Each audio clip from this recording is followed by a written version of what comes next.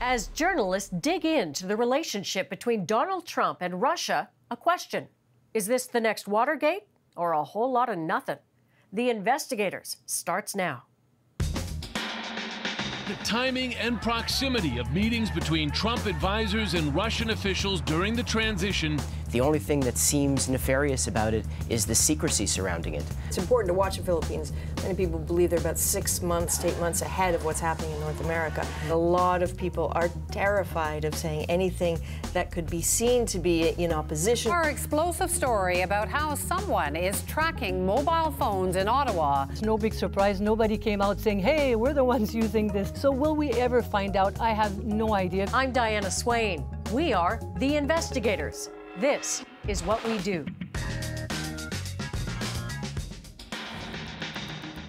What we aim to do with this program is pull back the curtain on investigative journalism, take you behind the headlines. And this week, there have been more headlines raising questions about the relationship between the U.S. president and Russia. The United States has fired dozens of cruise missiles into Syria. The military action comes in retaliation for this week's deadly chemical attack against Syrian civilians. This is the first direct American assault against the Syrian regime. Donald Trump's missile strikes against the Syrian military appear to have put him at odds with Vladimir Putin, complicating efforts to understand the real nature of their relationship.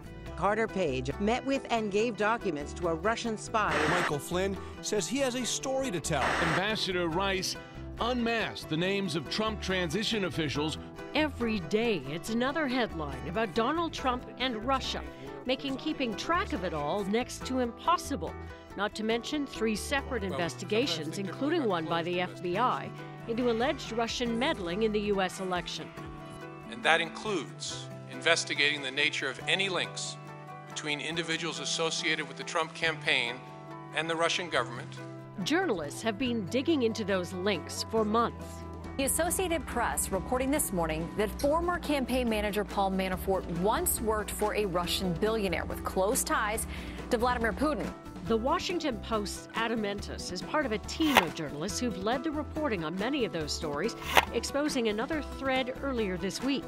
A secret meeting occurred between Blackwater founder Eric Prince and a Russian close to President Vladimir Putin. But are these individual stories just bits and pieces of information or filling in the blanks of a larger narrative? So, Adam, let's start there. The story that you and your colleagues broke this week about this attempt to set up a back channel, it seems, between Trump operatives and those in Russia. How does it fit into the wider narrative as you see it? Well, I think you have to look at the context. And a few days before this meeting in the Seychelles, the intelligence community came out with a report which accused Russia of interfering in the election in order to try to help Trump. So official contacts between the Trump team and the Russians was under intense scrutiny. Not only were federal investigators looking into it, but also the media. And so what we learned is that a few days later, you had what is commonly known as a cutout. This is a person who is connected to Trump and is connected to the UAE, which sponsored the meeting, having this meeting in this very distant Indian Ocean island chain with a representative of Putin. And so you can understand meetings like this are designed to be deniable. It does seem that every quarter hour there is another revelation that somehow, even tangentially, shows a connection between Russia and Trump. And while it seems that there is a sort of widely accepted belief now that Russia did try to meddle in the election, why are all of these other connections so important? Well, I think at this point, I mean, I'm sure, like your audience, we in the press that are pursuing this story are struggling to make sense of all this. Why are there so many connections? Why do you have official contacts and unofficial contacts? And actually, most importantly, why isn't the administration being more transparent about all this? And that's why, frankly, as we continue to get more and more information, it raises more and more of those questions. Do we as journalists, though, risk overwhelming the audience with these kind of important yet incremental pieces of the puzzle? Yeah, I think that's certainly a risk, and you know, I definitely feel for them. You know, we struggle here too to try to keep track of this. It's very complex. Pieces are moving every day. You know, we don't want to make it seem like we're, you know, just providing information because we see a connection. We're trying to provide information that we think in the, you know, eventually will help build hopefully a broader picture of what went on here. Now, we don't know if there's anything nefarious about this. The only thing that seems nefarious about it is the secrecy surrounding it. So that is principally what is driving, you know, certainly my coverage and I think a lot of other reporters' coverage. And certainly for any journalist, secrecy is the thing that makes you want to look into it the most. Thanks, Sure. Adam. Thank you. Many questions remain about Russia's role in influencing the U.S. election, but American intelligence agencies believe fake news was at the heart of it. The Russians, U.S. officials believe, employed an army of military intelligence agents and so-called trolls who blasted negative stories about Clinton to social media. Intelligence experts believe the Kremlin's been interfering in European elections for years. Russian direct, corrupt involvement in elections. Fake news has also been used as a political weapon in the Philippines. I feel like CBC News senior correspondent Adrienne Arsenault recently traveled there, where the country's controversial president, Rodrigo Duterte, has been accused of ordering killings as part of his war on drugs. You destroy my country, I'll kill you. Arsenault saw how Duterte's supporters, like Mocha Usan, a popular singer-turned-blogger, have used misinformation to discredit his opponents. a number of people are going to say this is just a flat-out lie. Maybe, but if you read the comments, majority, they would agree. But the CBC's cameras weren't the only ones rolling during that interview. Usan had the conversation recorded and posted online. Well, I think Madame should do more research. I should do more research. Usan's supporters used the video to accuse the CBC of producing misinformation, giving us an inside look at how the battle over the truth is being waged. Okay, so let's start with who this woman is that, you know, has all these little nail polish bottles lined up behind her. So Mocha Usan, she's huge in the Philippines. Mocha was a sex blogger turned singer, turned government-appointed official. That's quite an evolution. It is. If you can imagine, it's not a perfect comparison, but if you can imagine Kim Kardashian with all of her online influence, suddenly supporting a political candidate and then getting a government job and then using that online influence to make her points about her candidate. That's sort of the influence that Mocha seems to have. What she says about the president, her millions of followers believe. Okay, so the idea of someone recording a conversation, you and I have done plenty of interviews where someone says, I'm going to record it too. Sure. Usually it's, you know, a little tape recorder, but camera, okay. Yep. But this one went sideways in a hurry. It went south very quickly. We thought, okay, recording it just in case at the end of the day, they're very sensitive. If they think we've done something improper, that they will use their recording to counter it. But we weren't even home yet before Mocha's manager had taken a part of the interview, which was a bit of a tough interview because we were talking about what responsibility she had to verify the information she posted. They took a part of the interview where she had been lecturing me. You know, Madam, you need to do more research. I suggest you do more research. Absolutely, that's why we're here talking to people. But they took that part and then posted it. Again, before our heads hit the pillow that night, hundreds of thousands of views, thousands of comments. Adrienne, you are stupid and lazy and a prostitute, which is one of her favorite words. A prostitute. A prostitute, great word.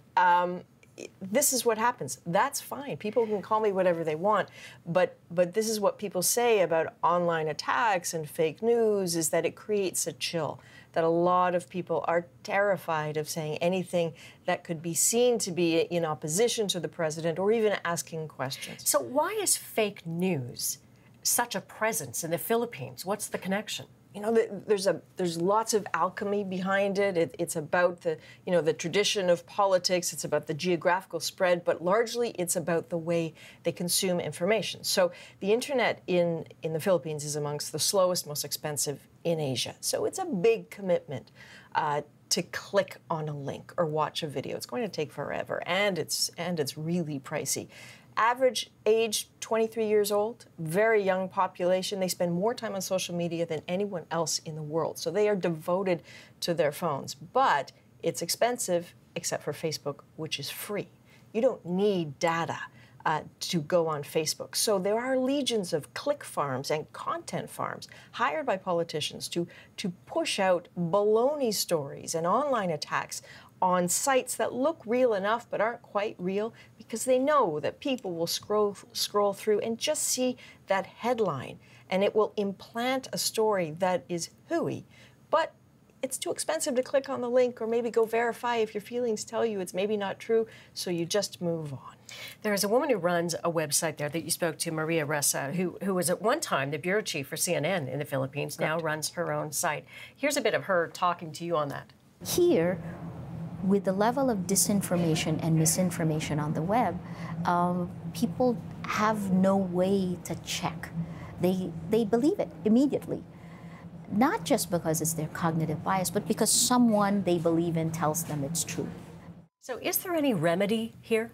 If only there would. And, you know, it's important to watch the Philippines. Many people believe they're about 6 months to 8 months ahead of what's happening in North America.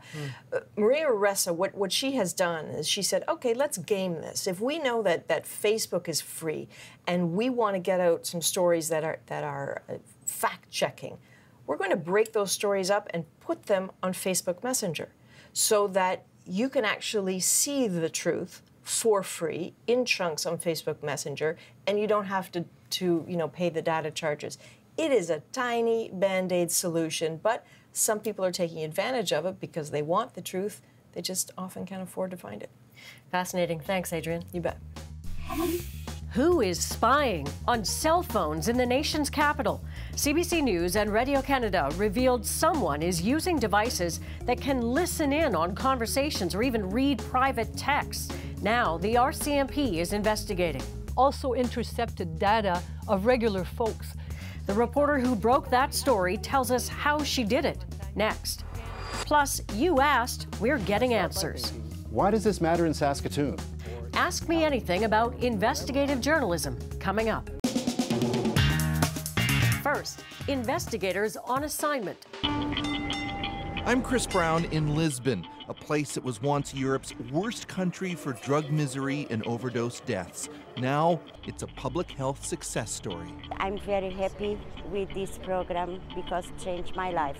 As Canada is gripped by a crisis of drug overdoses, some say we should be looking to Portugal for at least some of the responses. Hard drugs were decriminalized here over 16 years ago with some striking results. Practically no one dies here now of overdoses. I'll have that story in the days ahead on CBC News, the National, radio, and online.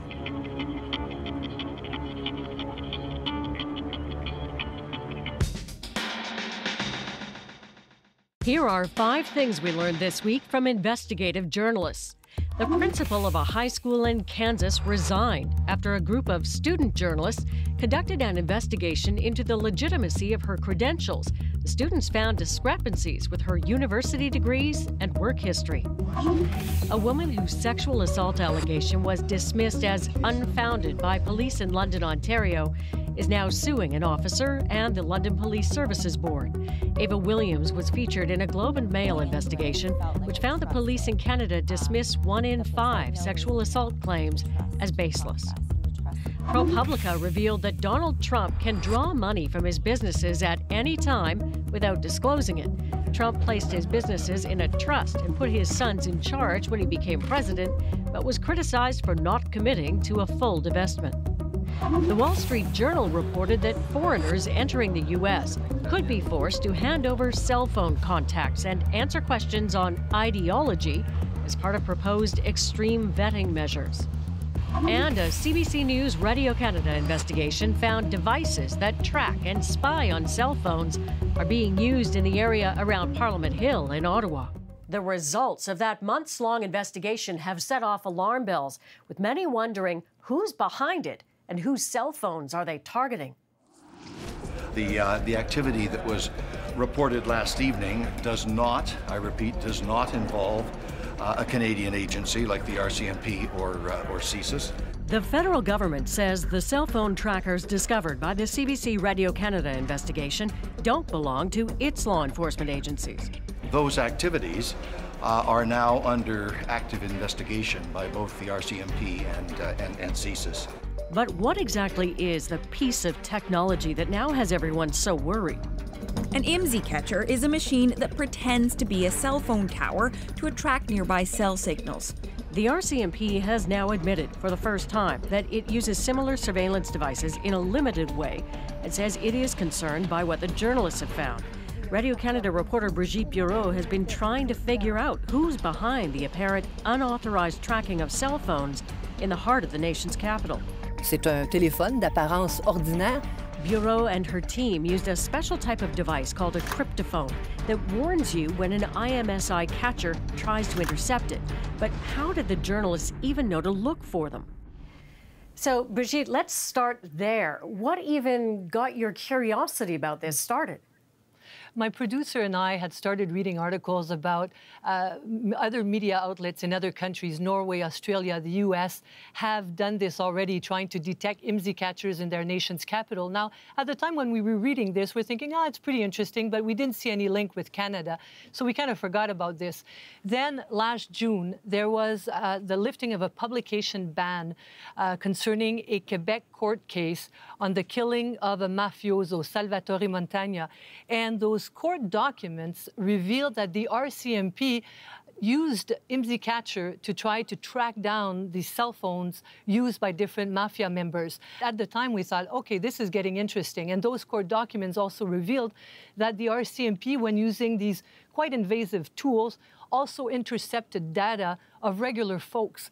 So we thought, okay, we have to dig a little deeper in this. So I reached out to a contact of mine, a guy that comes from a federal security agency. And his reaction was, oh yeah, IMSI catchers are being used in Canada. As a matter of fact, we knew about Russians parking in front of CSIS, so to detect the numbers linked to Canadian CSIS agents. So I thought, oh my God, so there is a link between IMSI catcher use and Canada. So we thought maybe it's time we do try to see if IMSI catchers are being used in the nation's capital. So we know that the government of Canada is saying none of its agencies are behind this particular event. So who then might it be? That's a very good question, Diana. You know, we reached out when we did this investigation to a whole bunch of people. We asked all of the federal security agencies. We reached out to embassies such as Russia, Israel, China, US. And of course, it's no big surprise, nobody came out saying, hey, we're the ones using this IMSI catcher. So will we ever find out? I have no idea. But if our story has done one thing, it's at least force the RCMP, one of the federal agencies that uses them, to come forward, to come clean with its own use of this technology and to say, okay, we do use this technology in these circumstances, in this context, because this is one thing the RCMP had always refused to do, even after the court case in Quebec, where all these documents were showing the RCMP was using it. They still were not acknowledging publicly the use of IMSI catchers. And now we have experts saying, we need legislation. We need, we need to make sure that all of the agencies that use this report to the privacy commissioner, for instance. So it'd be interesting to see if there's going to be a little more transparency with the use of these machines in Canada. What an intriguing, fascinating story. Thanks for joining us to talk about it. Thank you, Diana. It's hard to trust them after seeing incidents like this. Anger after an investigation revealed you may be misled into paying for bank services you don't want or need. Why that has lessons for us all. My POV is just ahead. Plus, ask me anything. Before I begin writing about anything, Paul Hunter on bringing a Canadian perspective to international reporting.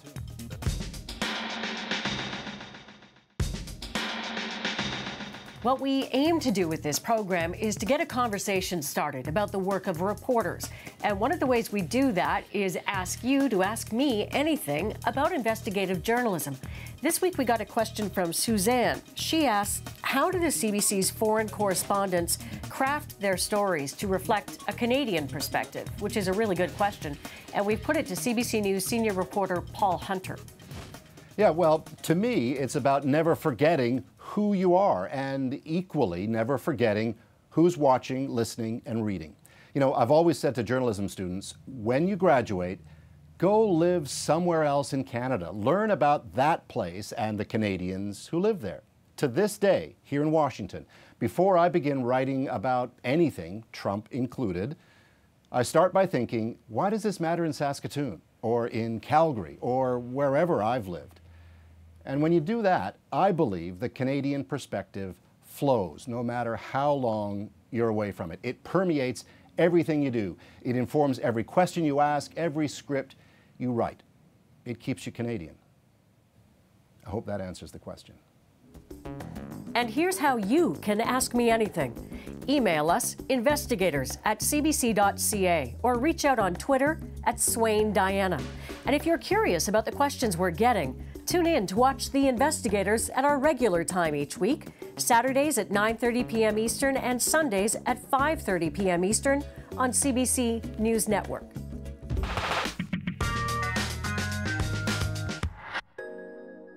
Journalists are always asking themselves, what story will people care about? And there's a temptation to believe that big dollar stories will have the biggest impact. The recent revelations about Bombardier's executive pay raises actually brought people into the streets. But in truth, small dollar stories can be just as compelling. Consider the recent CBC stories about staff at TD and other banks aggressively upselling customers on services they don't need. Far from big dollar amounts, those extra charges were sometimes only tens of dollars. But people were no less outraged, enough that TD Bank acknowledged the furor at its recent shareholder meeting. Let me address comments made recently in the media about our people and sales practices. And for journalists, that was a pointed reminder of a basic truth. People simply want to know when they're being manipulated, whether that's through unscrupulous bank practices or fake news designed to mislead them. Everybody wants the truth, and searching for that is what journalists do. I'm Diana Swain. We are The Investigators.